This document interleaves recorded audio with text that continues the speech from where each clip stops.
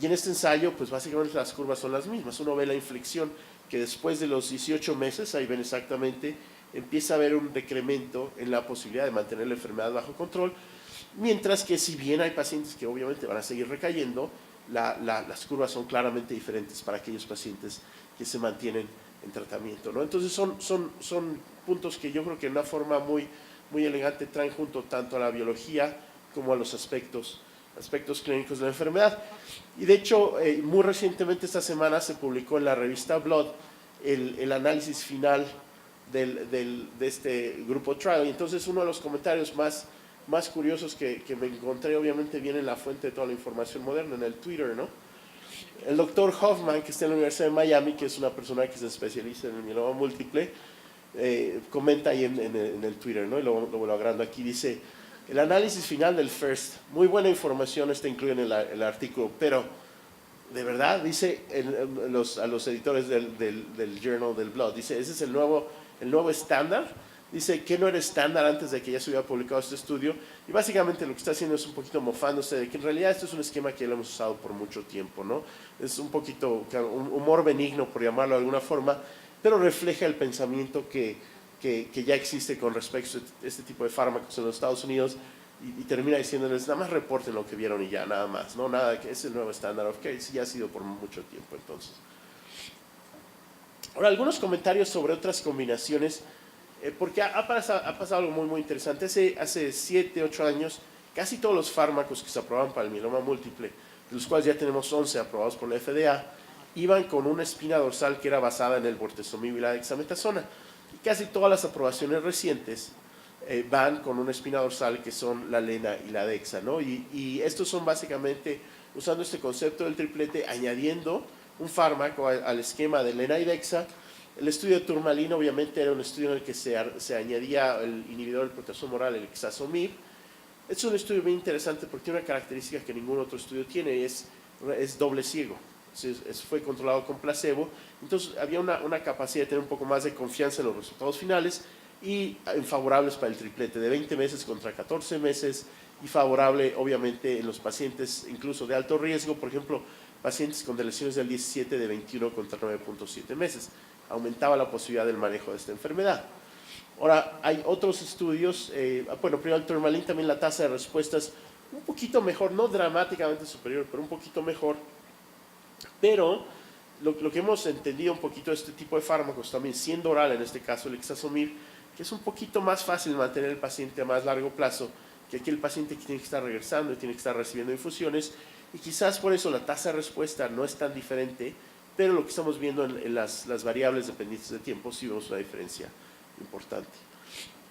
Ahora, el otro estudio obviamente para mencionar, el Aspire, que es la combinación del carfilzomib con lena y dexa, también mostraba la diferencia en sobrevida libre progresión, y más recientemente se ha presentado obviamente en sobrevida global, 26 contra 17 meses.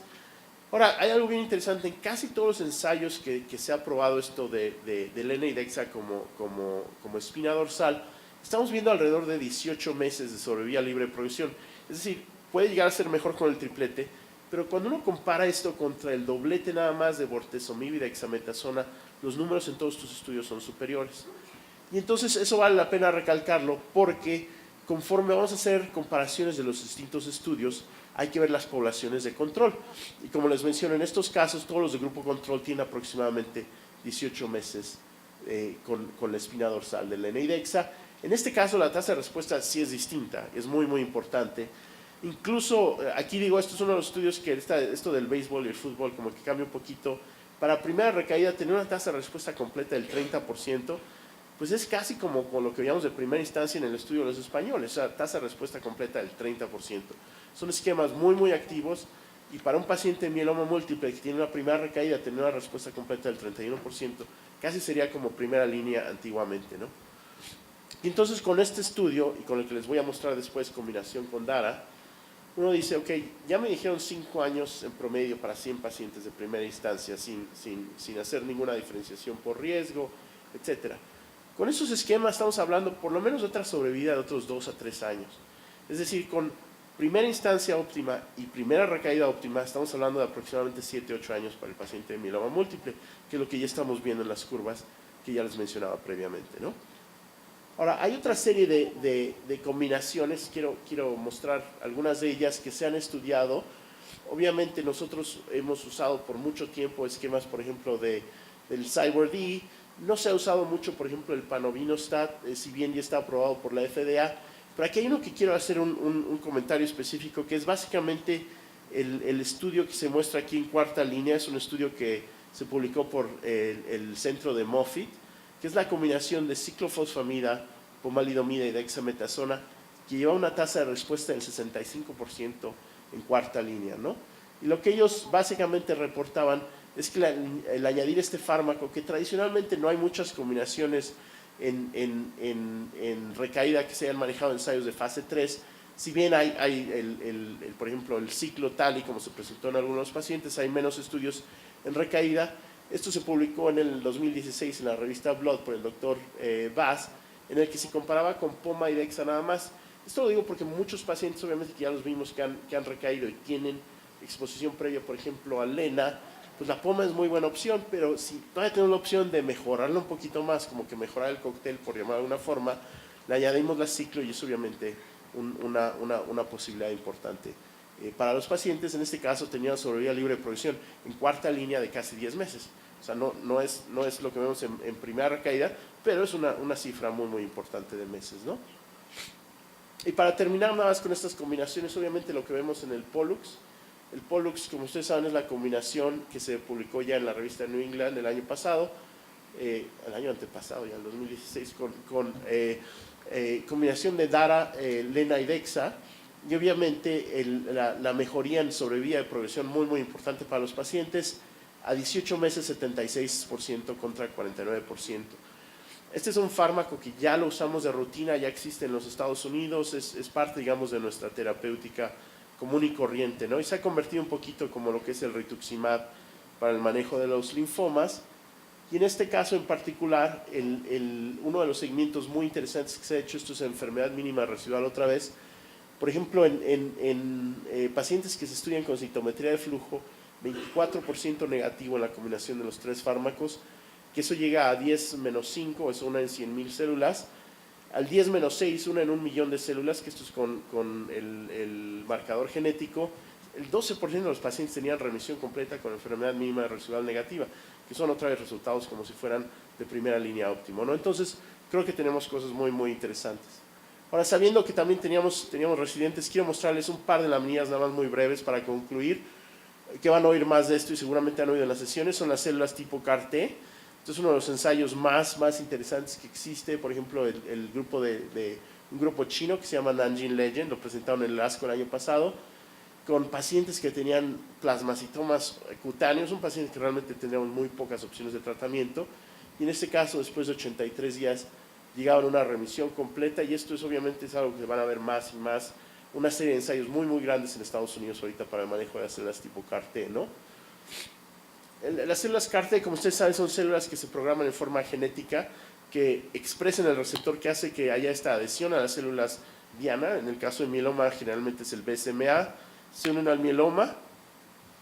La célula CAR-T es, obviamente, yo la describo ahora como la fábula esta del escorpión que le pide a la rana que le ayude a cruzar el río, ¿no?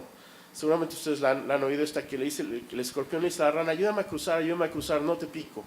No me confío. Bueno, la rana al fin y al cabo le da permiso, se sube y el escorpión la pica y dice, es que es mi naturaleza picar.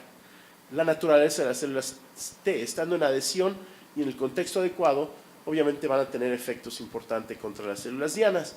Ahora, esto se puede hacer también con los anticuerpos bispecíficos. Ya existen obviamente en forma comercial para el manejo, por ejemplo, de la leucemia linfoblástica aguda, pero vienen también ya para el manejo de mieloma múltiple. Nosotros vamos a abrir un ensayo clínico muy pronto en esta línea de trabajo, ¿no? Así es que, bueno, yo creo que es una enfermedad bien bonita, tenemos tanto que aprender. No hable ni de la falla renal, ni de las lesiones óseas, ni lo que entendemos de genética. Hay tantas cosas que atender, pero yo pienso que vale la pena ahora sí que echarle ganas, y para los pacientes de primera instancia, me atrevo a decir, hay que tratar de curarlos. Todavía no podemos para la mayoría, pero hay que tratar de curarlos, darles el mejor tratamiento. Creo que les mostré varios ensayos en los que se muestra que la cronicidad de la terapia es importante para los pacientes. Tenemos muchos agentes, el nivel de control de enfermedad es muy bueno, y yo sugiero otra vez que el futuro es cada vez más bueno para los pacientes, ¿no? Esta es una gráfica que siempre muestro. En el lado derecho es un paciente mío tratado con inducción y trasplante ya hace 12 años. Es una foto que lleva en su tarjetita de Navidad.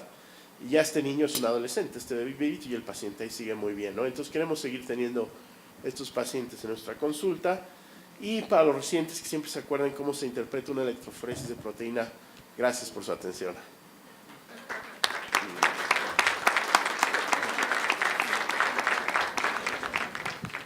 Muchas gracias, doctor Fonseca, por su brillante presentación. Vamos a abrir el espacio de preguntas y respuestas. Y lo que ustedes piensan, alguna pregunta, algún comentario para el doctor, yo quisiera abrir, si me permiten enseguida, esta sesión con una pregunta, un par de preguntas. La primera, ¿podemos esperar del mantenimiento algún beneficio extra en términos de profundidad de la respuesta? Es decir, un paciente MDR positivo, a lo largo de la exposición continua con IMIDis, pueda negativizarse y esto impactar positivamente en la esperanza de supervivencia del paciente. Existe muy poquita información al respecto, pero anecdóticamente lo hemos visto, que hay pacientes que no llegan a la respuesta completa, que todavía tienen enfermedad mínima residual y eventualmente desaparece, o incluso sin enfermedad mínima residual uno va siguiendo el pico monoclonal y sigue reduciendo con el tiempo, ¿no? Y yo creo que una de las personas que ha tenido más información a este respecto es Rubén Isbisky, que con sus estudios a muy largo plazo, uno ve que incluso a veces 3 años después la tasa de respuestas sigue aumentando poquito a poco, ¿no? Va en una forma lenta, pero la calidad sigue aumentando, entonces yo creo que la respuesta concreta diría que sí, podemos esperar eso. Y hablando específicamente de pacientes con un pronóstico favorable, con una enfermedad de bajo riesgo, que someten de forma prolongada a través de los años a un mantenimiento con inmunomoduladores,